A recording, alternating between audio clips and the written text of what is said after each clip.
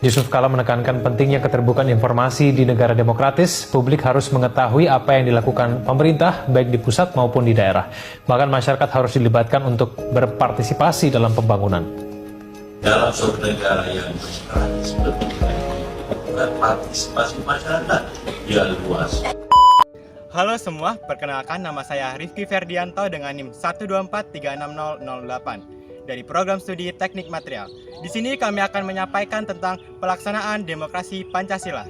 Demokrasi Pancasila adalah bentuk demokrasi yang berdasarkan nilai-nilai Pancasila yang mengedepankan musyawarah, keadilan, dan kesepakatan bersama. Dalam kehidupan berbangsa, demokrasi bukan hanya soal tentang pemilu atau politik, tetapi bagaimana kita dapat bersikap adil, menghargai pendapat, dan dapat bekerjasama demi kebaikan bersama.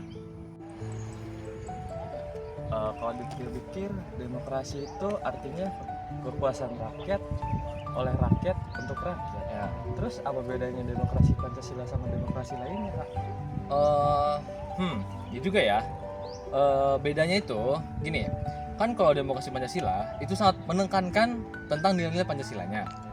Jadi kayak di negara ini kan kita kan negara demokrasi kan, negara yang bebas secara berpendapat. Tetap aja tapi kita harus menghargai pendapat orang lain.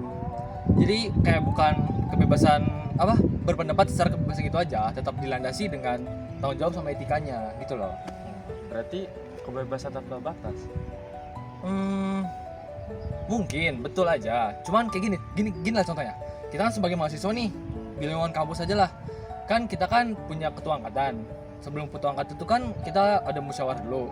Nah kita kan kayak gua sama lu nih, kita kan diberi kebebasan secara pendapat untuk paslon 1, paslon 2. Tetap aja kayak gua harus menghargai pendapat lo harus menghargai pendapat gua. Tetap aja tapi kesepakatan itu secara bersama, secara mufakat. Kayak sila kita keempat lah, yang kayak kerakyatan dipimpin oleh hikmat, kebijaksanaan dalam penguasaan perwakilan, kayak gitu. Ternyata, ini yang membuat masyarakat Indonesia tunduk pada kekuasaan. Ketika pemerintah lebih berfokus pada stabilitas politik melalui pembentukan koalisi gemuk, kebijakan yang dihasilkan itu tidak sepenuhnya mencerminkan kebutuhan rakyat. Ia lebih sering mengakomodasi kepentingan partai-partai dalam koalisi demi menjaga keseimbangan kekuasaan. Akibatnya, banyak kebijakan yang mengorbankan kesejahteraan masyarakat demi memenuhi kebutuhan partai-partai yang terlibat dalam pembagian kekuasaan. Selama kita menghargai pendapat orang lain, mau mendengarkan dan mencari mufakat, kita sudah menerapkan nilai-nilai demokrasi yang sesuai dengan kepribadian bangsa. Jadi, demokrasi Pancasila itu bukan hanya sistem politik, tapi juga budaya kita sehari-hari. Jadi, mari kita terapkan demokrasi Pancasila. Demokrasi Pancasila adalah jalan tengah kebebasan beretika, keputusan yang adil, dan semangat bergotong royong. Mari kita jaga nilai-nilai demokrasi Pancasila dalam kehidupan sehari-hari.